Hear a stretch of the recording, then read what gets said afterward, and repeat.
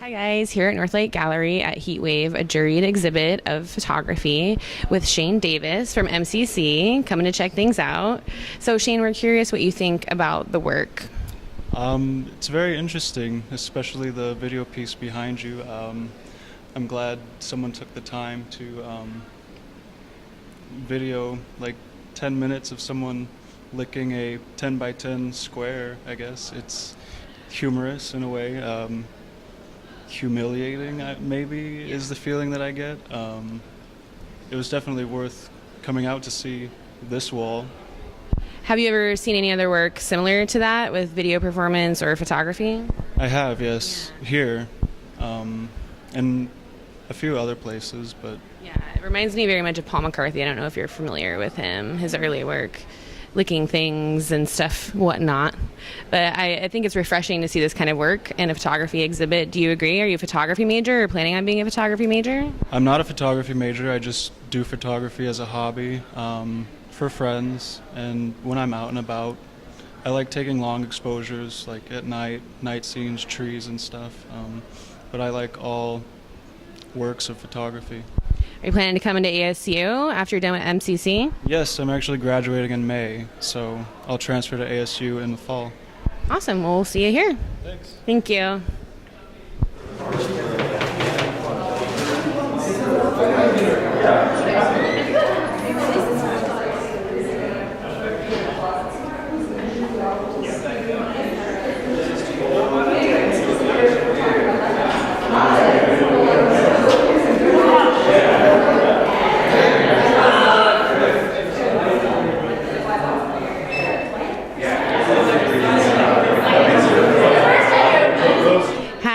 Harry Wood with Daniel Levick. I said it right. At Heliopolis. Did I say that right too? Yes. Oh wow, I'm on a roll today. So first of all, I'm curious, just viewing all your photos all at once, because I've seen them at a few other exhibits throughout the School of Art. How many of these do you take and how many do you use in your exhibits? That's an interesting question, yeah. I would say I've made about 200 of these in the past year and a half.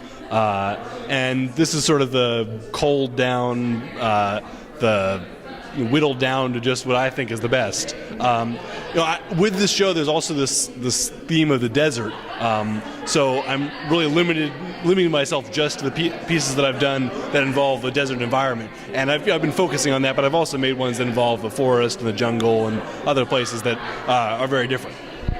Okay, second question. Tell me a little bit, I don't want you to reveal any secrets, about your technical process taking these photos. Yeah, well, these, as I say in the artist statement, these things are composites of Google Maps content.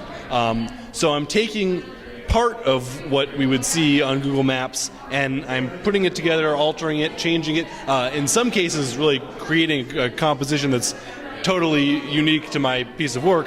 Another times just tweaking it slightly.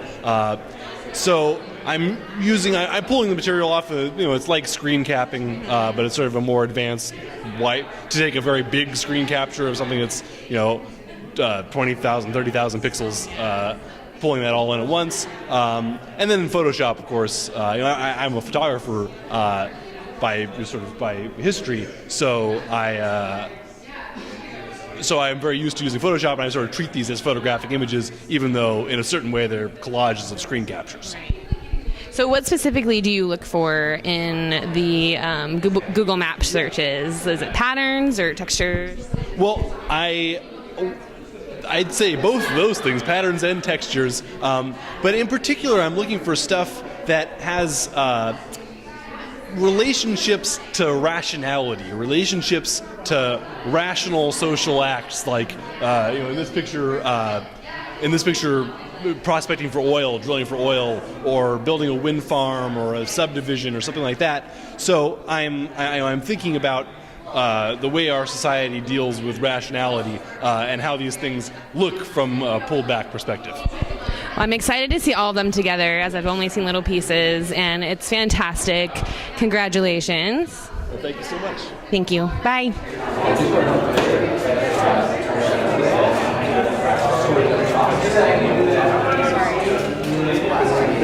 But I will guys, here with Cameron Luft at Step Gallery. First of all, Cameron, what's the name of the show and how long is it up? The name of the show is Eclectica, and it is up from Monday through Friday. So I read your artist statement, and as a sculptor, I can really relate to having a lot of stuff around my studio. How did you first come up with the inspiration to make these objects? Sure. Well, before I started graduate school, I was on a garbage truck for 10 years, and so I was familiar with objects, I was familiar with waste, and I was familiar with the inherent beauty in objects that most people take for granted. So for me, I wanted, rather than waste and throw things away, I was always trying to be very conscious of what was discarded or what was going through my hands. So I developed a sensibility, a visual sensibility to waste and trash and garbage. And ultimately, I started to piece it together and to make compositions that I found visually interesting. And then as a way to elevate this discard into some maybe precious or beautiful thing, I began to wrap it almost like a garbage bag would wrap and cover something, and I began to paint it and put resin on top to give it this shine or a gloss as a way to beautify these objects. Yeah, that's interesting. And the sensibility you spoke of, how does that relate to the outer edges of your object? How do you decide its relationship to its surface that it's mounted on? Sure. Well, having worked with objects now for a while, I'm getting more familiar with what a specific object will do or won't do. Hard objects are great because they reveal form and space and the way the light and the shade hits it, and so softer garbage and objects are ultimately discarded. Weight is a major concern because most of these works are on the wall, so weight is a concern, as well as anything that's totally biodegradable or will create any type of smell. So there's sort of an editing process. And having worked with certain objects, I know how some objects will read in a piece. So I can reuse a lot of different things that I'm familiar with. And ultimately, when I construct something and I will wrap it, I will preview it. And so in some pieces I have to take stuff out or add to. So there is an additive and a subtractive process that is involved in this work. Right. Okay, so thirdly, I guess, how do you go about color choice? Is it individual to the object, or is it in relationship to the other objects that are in the room? Well, color for me is a very intuitive process, and I'm actually colorblind. So that being said, I had sort of an intimidation to color, and even out of my undergraduate degree, I was still, after I graduated, working with black and red and white. And I saw Damien Hirst painting that had about 100, 200 colors, these dot paintings, and I saw all the use of color and how well they work together. So that being said, I'm pretty confident that most colors can work together. So it's finding an arrangement. So these pieces here are ways to work through different color harmonies and color combinations. It's fantastic. I really enjoy it. And congratulations. Thank you.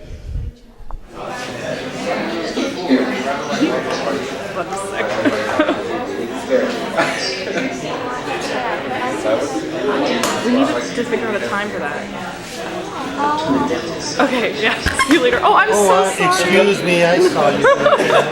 Hi guys, here at the Intermedia BFA exhibit at Gallery 100. The show's going to be up for a week, and I'm here with Terrence Kelsey. Thank you. I'm glad I got that right. I don't know, I'm screwing names up tonight. Tell me a little bit about your piece, and it's very different from the rest of the pieces in this Intermedia exhibit. Correct. My piece is basically a heed to culture, my culture, racial and the cultural issues within the black community, and I wanted to show the correlation and the parallels that have to do with gangs and religion and spirituality. And what it is, I do a lot of work that involves street art, and so I like to do a lot of things called wheat pasting and things like that, and I mix that with digital art, and that's what this piece has to do with. I took photography, then I took in digital art, and then I wheat pasted it on a wooden pylon that was 4 foot by 8 foot, and then I wrote the prayer on by hand as well. Is it a prayer that you're familiar with, or something that you wrote? Yes, it's a prayer I am familiar with, and I felt that this prayer really explains what I wanted the piece to say about how, these people, part of these gang lives, they have this connection with the spirituality, but just people looking on the outside, looking in on it, they don't see that because they're known as these animals that know nothing but violence and crimes and things like that. But I wanted to show that, that's not exactly true, that these people do have, a spiritual side to them, but they just don't show it in the conventional manner. Yeah. So there's specific words that are circled in your piece. Is that words that just meant something to you, or do they sequentially mean something else to you? There were words that I thought were important within the actual prayer. The words that had a lot of meaning to them that people really could relate to, and people probably would think of these words that have thoughts themselves, and that's why I wanted circled or underline certain words to basically explain it more within the piece as well. Okay, so last question. The decision to make your object 3D as opposed to framing it and putting it in a large format frame, or even just wheat pasting it to the wall, how many experimental processes did you go through, or is this your original idea? I went through a lot of different processes because, within an art gallery, I don't know the limitations of street art within it. So I had to think of different ways to try to show my piece but not lose anything from, people seeing the meaning of it. So I did have to go through a lot of processes, and I came up with this one probably after about 2 weeks of trial and error. So it took a little while.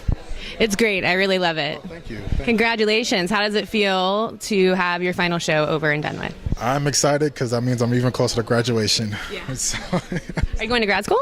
not right away. I do plan on applying for it probably after about a year. So I do want to go to grad school.